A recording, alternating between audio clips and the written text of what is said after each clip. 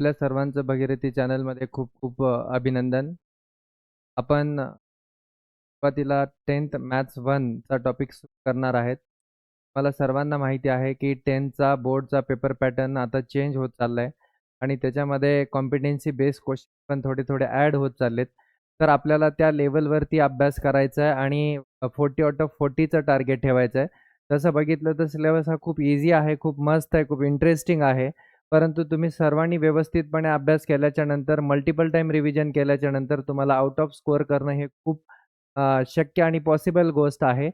तर त्याच्यासाठी आपल्याला व्यवस्थित अभ्यास करायचा आहे, व्यवस्थित प्लॅनिंग करायचं आणि प्लॅनिंग केल्याच्या नंतर जर आपण व्यवस्थित त्या पद्धतीनं वर्षभर त्याची तयारी केलात तर मार्क आउट ऑफ घेणं काही खूप कठीण गोष्ट नाही आहे. आणि पेपर्सच्या मार्क्सचं वेटेज तर तुम्हाला माहीतच असेल. मॅथ्स 1 मध्ये आपल्याला 6 टॉपिक्स आहेत आणि 6 टॉपिक्समध्ये वेगवेगळ्या टॉपिक्सचं वेगवेगळं वेटेज आहे. त्याच्यामध्ये पहिला चॅप्टर कुठला आहे तर लिनिअर इक्वेशन इन व्हेरिएबल. त्या चॅप्टरमध्ये बोर्डमध्ये त्या चॅप्टरचा मार्क्सचं वेटेज आहे 12 मार्क्स. त्याच्यानंतर सेकंड चॅप्टर जर बघितला तर आपला सेकंड चॅप्टर आहे क्वाड्रॅटिक इक्वेशन तो सुद्धा 12 मार्क्ससाठीच आहे. थर्ड चॅप्टर जर बघितला आपण तर अर्थमॅटिक प्रोग्रेशन तो 8 मार्क्ससाठी आहे. त्याच्यानंतर फोर्थ चॅप्टर जर आपण बघितला तर तो चॅप्टर फायनान्शियल प्लॅनिंग म्हणजे जी-एस-टी नावाचा चॅप्टर आहे. तो चॅप्टरसुद्धा 8 मार्कासाठी आहे आणि पाचवा चॅप्टर जो आहे तो प्रोबॅबिलिटी. तो चॅप्टरसुद्धा आपल्याला 8 मार्क्ससाठीच आहे आणि लास्टचा टॉपिक जो आहे तो स्टॅटिस्टिक्स तो आपल्याला 12 मार्क्ससाठी आहे. तर व्यवस्थितपणे प्लॅन करून जर अभ्यास केला तर तुम्हाला 40 आउट ऑफ 40 मार्क्स घेणं खूप ईझी जाईल. तुम्हाला बघितलात पेपर पॅटर्न जर बघितला असेल तुम्ही तर पेपर पॅटर्नमध्ये क्वेश्चन 4 आणि क्वेश्चन 5 हा कॉम्पिटन्सी बेस्ड क्वेश्चन असतो.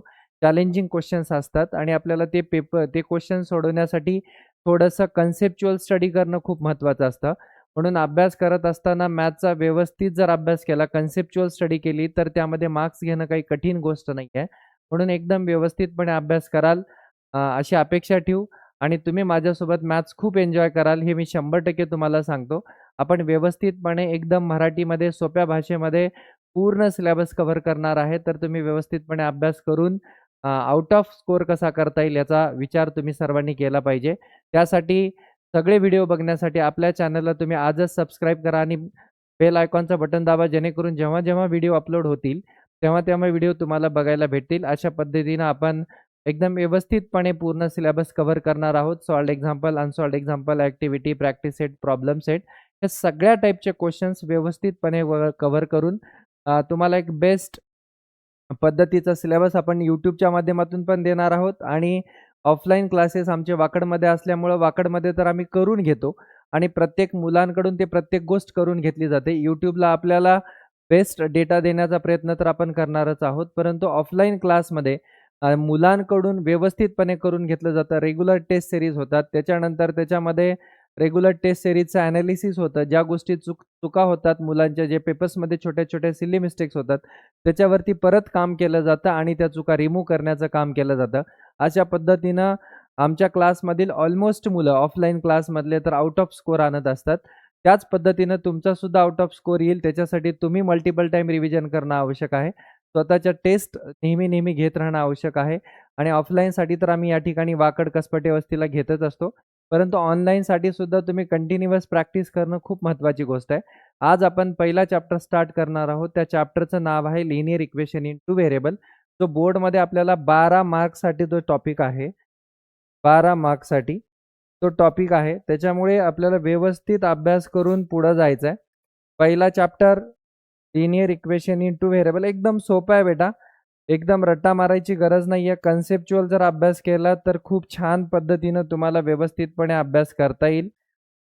पहिल्या चॅप्टरचं नाव आहे linear equation in two variable, जो की बोर्ड एक्झाममध्ये खूप इम्पॉर्टंट टॉपिक आहे. 12 मार्क्ससाठी विचारला जातो. व्यवस्थितपणे अभ्यास केला तर खूप ईझी पद्धतीनं तुम्हाला बोर्ड एक्झाममध्ये स्कोअर करणं सोपं जाईल.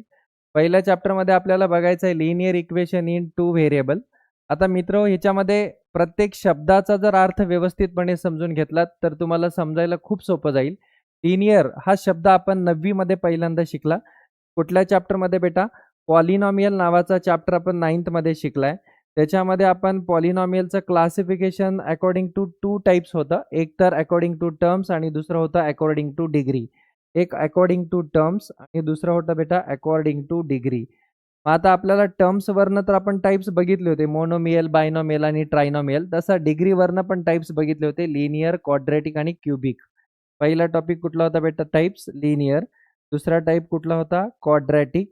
आणि तिसरा टाइप कुठला होता बेटा? तर क्युबिक. अशा पद्धतीचे टाइप्स होते. तर त्याच्यासाठी आपल्याला सगळ्यात महत्त्वाची गोष्ट आहे की डिग्रीची डेफिनेशन माहिती असणं महत्त्वाचं आहे. तर डिग्री कशाला म्हणतो बेटा आपण? डिग्री म्हणजे highest power of the variable.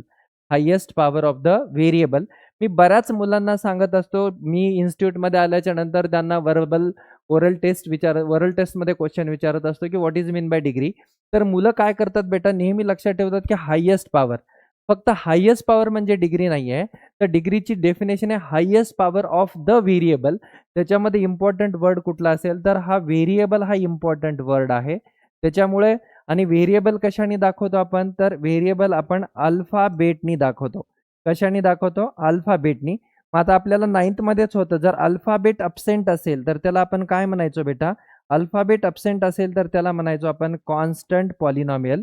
आणि कॉन्स्टंट पॉलिनॉमियलचा डिग्री किती असतो? तर 0 असतो. अशा कन्सेप्च्युअल गोष्टी शिकणं खूप महत्त्वाची गोष्ट आहे. मग आता आपल्याला डेफिनेशन काय सांगता येईल?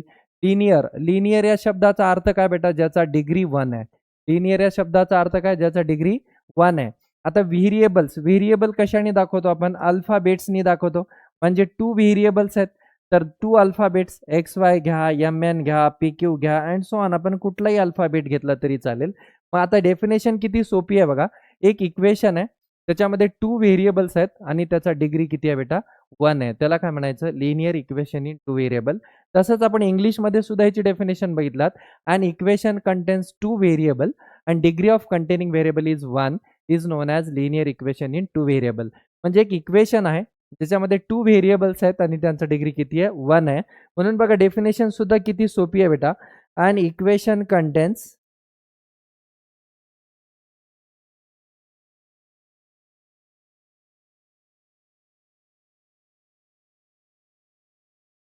डेफिनेशन सुद्धा किती सोपी आहे बघा. An equation which contains 2 variables and degree of containing variable, degree of each term containing variable is 1 is called as linear equation in 2 variable. अशी सोपी डेफिनेशन आहे. म्हणजे 1 इक्वेशन आहे, त्याच्यामध्ये 2 व्हेरिएबल्स आहेत आणि त्याचा डिग्री किती आहे बेटा? 1 आहे. त्याला काय म्हणायचं? Linear equation in 2 variable. मग त्याचा स्टँडर्ड फॉर्म काय बेटा? स्टँडर्ड फॉर्म किंवा म्हणा किंवा त्याला जनरल फॉर्म म्हणा. त्याचा स्टँडर्ड फॉर्म आहे ax + by + c = 0. ABC हे कोणते नंबर आहेत? तर ABC हे रिअल नंबर्स आहेत. ABC कोणते नंबर आहेत? रिअल नंबर आहेत. आपल्याला मुळामध्ये रिअल नंबरची पण कन्सेप्ट माहिती असणं खूप महत्त्वाचं आहे. कारण आपण काय करतो? आपल्याला रिअल नंबर माहिती नसतात. आपण फक्त पाठ करतो की रिअल नंबर. पण रिअल नंबर कशाला म्हणतात हे सुद्धा माहिती असणं खूप महत्त्वाचं आहे. आपण रिअल नंबर हा टॉपिक 9th मध्ये सुद्धा शिकलेला आहे. 8 मध्ये सुद्धा आपण इंटिजर्स किंवा नंबर सिस्टीम नावाचा टॉपिक शिकलाय. त्यामध्ये सुद्धा या कन्सेप्ट आहेत बेटा. 8 संपली म्हणजे 8 संपत नसते. 8च्या गोष्टी आपल्याला 9th मध्ये यूज करायच्या असतात. 9च्या गोष्टी आपल्याला 10th मध्ये यूज करायच्या असतात. 10th मध्ये जे शिकले ते आपल्याला 11th आणि 12th मध्ये यूज करायचं असतं. त्यामुळे प्रत्येक स्टँडर्डला सेम इम्पॉर्टन्स आहे. फक्त 10th ला बोर्ड एक्झाम आहे म्हणून इम्पॉर्टन्स आहे का? तर असं नाही आहे. तर प्रत्येक स्टँडर्ड सुद्धा त्याच पद्धतीने शिकणं खूप महत्त्वाचं आहे. म्हणून प्रत्येक स्टँडर्डचा अभ्यास करत असताना बेटा खूप मन लावून आणि खूप जीव लावून अभ्यास करा. मी तुम्हाला सांगतो रिअल नंबर कशाला म्हणतात? It is the combination of rational number and irrational number. It is the combination of rational number and irrational number. Rational number आपण क्यूनी दाखवतो बेटा आणि इरॅशनल नंबर क्यू डॅशने दाखवतो किंवा स्मॉल एसनी दाखवतो. त्याला काय म्हणतो आपण? Irrational number. मग रॅशनल नंबरच्या आतमध्ये कोण येतं बेटा? रॅशनल नंबरच्या आतमध्ये इंटिजर्स येतात. इंटिजर्सच्या आतमध्ये कोण येतं? होल नंबर्स येतात. होलच्या आतमध्ये कोण येतं? तर नॅचरल नंबर्स येतात. नॅचरल नंबर कशाला म्हणतात बेटा? ज्या नंबरची सुरुवात 1 पासून होते आहे ना, त्या नंबरला काय म्हणतो आपण? Natural numbers. The number starts from 1 to infinity, that number is known as natural number. Whole number म्हणजे काय बेटा? The number starts from 0 to infinity, that number is known as whole number. म्हणजे ज्या नंबरची सुरुवात 0 पासून होते त्याला आपण काय म्हणत असतो?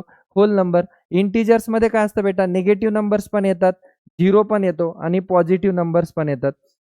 त्याला काय म्हणतो आपण? इंटिजर्स. आणि रॅशनल नंबर म्हणजे काय? The number in the form of p/q. but q is not equal to 0 is known as rational number.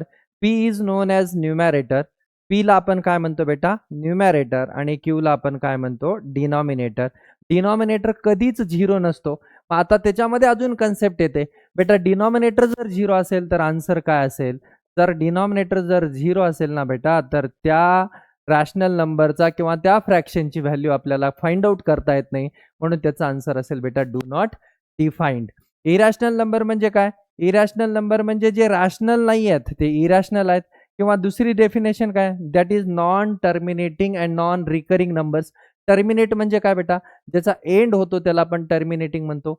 Non terminating कशाला म्हणतात, ज्याचा एंड होत नाही त्याला नॉन टर्मिनेटिंग म्हणायचं. रिकरिंग म्हणजे काय बेटा, रिपीटिंग. जे नंबर्स रिपीट होतात त्याला आपण रिकरिंग म्हणतो, जे नंबर्स रिपीट होत नाहीत त्याला काय म्हणायचं, नॉन रिकरिंग म्हणायचं. म्हणजे नॉन टर्मिनेटिंग पण आहेत आणि नॉन रिकरिंग पण आहेत, त्याला काय म्हणतो आपण, इरॅशनल नंबर. आणि ह्या दोघांच्या कॉम्बिनेशनला आपण काय म्हणतो बेटा, रिअल नंबर. तर ह्या रिअल नंबर आपल्याला वाटायला शब्द खूप छोटा आहे, परंतु ह्याची कन्सेप्ट बेटा खूप मोठी आहे, म्हणून आपल्याला रिअल नंबरची माहिती असणं पण महत्वाचं आहे. आणि त्याच्यामध्ये मग काय सांगितलंय, A and B are not equal to 0 at the same time. म्हणजेच काय बेटा, जर मी स्टँडर्ड फॉर्म काय माझा, A X plus B Y plus C is equal to 0, मी जर A is equal to 0 put केलं बेटा, तर माझा आन्सर काय असेल, ए ची व्हॅल्यू जर 0 पुट केली तर ए इंटू एक्स आहे. ए एक्स ह्याचा अर्थ दोघांच्या मध्ये कुठलाच साईन नाही, म्हणजे कुठला आहे बेटा, मल्टिप्लाय. ए इंटू एक्स म्हणजे 0 into x plus B Y plus C is equal to 0. आता मला सांगा बेटा, कुठल्याही नंबरला 0 ने मल्टिप्लाय केलं तर त्याचा आन्सर काय असेल रे, 0. 0 plus B Y plus C is equal to 0. म्हणजेच B Y plus C is equal to 0. आपल्या चॅप्टरचं नाव काय बेटा, linear equation in two variable. आपण इथे काय बघितलं बेटा, बी वाय प्लस सी ह्याच्यामध्ये एकच व्हेरिएबल आहे, वन व्हेरिएबल आहे, म्हणून आपल्या चॅप्टरच्या नावाला सॅटिस्फाई करत नाही, आपल्या कन्सेप्टला सॅटिस्फाई करत नाही, म्हणून a and B is not equal to 0 at the same time. त्या गोष्टी तुम्हाला माहिती असणं महत्वाचं आहे. मी काय काय सांगितलं बेटा, लिनियर इक्वेशनची डेफिनेशन सांगितली, linear equation in two variables, त्याचा standard form X plus B Y plus C is equal to 0. A B C are the real numbers, X and Y are variables, and A and B is not equal to 0 at the same time. म्हणजे A आणि बी हे 0 कधीच नसणार आहेत. ए आणि बी जर 0 असेल तर ते linear equation in two variable असणार नाही. ए काय बेटा, कोइफिशियंट ऑफ एक्स आहे, बी काय बेटा, कोइफिशियंट ऑफ वाय आहे. म्हणून एक्स आणि वाय जे कुठले व्हेरिएबल्स आपण यूज करतो त्यांचे व्हेरिएबल्सचे कोइफिशियंट हे कधीच 0 नसतात, म्हणून ह्या गोष्टी माहिती असणं खूप महत्वाचं आहे. आता त्याच्यामध्ये काय सांगितलं बेटा, त्याच्यामध्ये एक ऍक्टिव्हिटी सांगितली आहे. तुम्ही ऍक्टिव्हिटी बघितल्याच्या नंतर तुम्हाला कळालं असेल ऍक्टिव्हिटी. तर ऍक्टिव्हिटीमध्ये काय सांगितलंय बेटा, ऍक्टिव्हिटीमध्ये बघा इकडं, पहिली ऍक्टिव्हिटी 4m. आता काय सांगितलंय, एक इक्वेशन दिलंय आणि is the equation a linear equation in two variables, म्हणजे आपल्याला लिनियर इक्वेशन आहे का नाही ते सांगायचंय. काय ऍक्टिव्हिटी आहे, ऍक्टिव्हिटी आहे बेटा 4m plus 3n is equal to 12. आता ह्याच्या इम्पॉर्टंट कंडिशन काय, ह्याच्यामध्ये 2 व्हेरिएबल्स आहेत, पहिली कंडिशन सॅटिस्फाय आहे. दुसरी गोष्ट त्यांचा डिग्री म्हणजे काय, त्यांचा पॉवर 1 आहे, ते पण सॅटिस्फाय आहे. आणि तिसरी कंडिशन काय बेटा, त्यांचे कोइफिशियंट 0 आहेत का नाही चेक करायचं, त्यांचे कोइफिशियंट 0 नाही आहेत, हा ना, म्हणजे हे linear equation in two variable आहे. मग आपण सेकंड मध्ये बघूयात. आता इथे 3x² - 7y, इथं x आणि y हे व्हेरिएबल आहे, x आणि y 2 व्हेरिएबल्स आहेत. आता दुसरी कंडिशन बघू, त्यांचा डिग्री किती आहे, तर इथे बघा त्यांचा डिग्री किती आहे बेटा, 2 आहे. आणि डिग्री जर 2 असेल तर त्याला आपण लिनियर म्हणत नाही, म्हणून it is not an example of linear equation in two variables. तिसऱ्या इक्वेशन मध्ये बघितलं आपण, तिसऱ्या इक्वेशन मध्ये काय बेटा, तिसऱ्या इक्वेशन मध्ये √2x - √5y is equal to 16.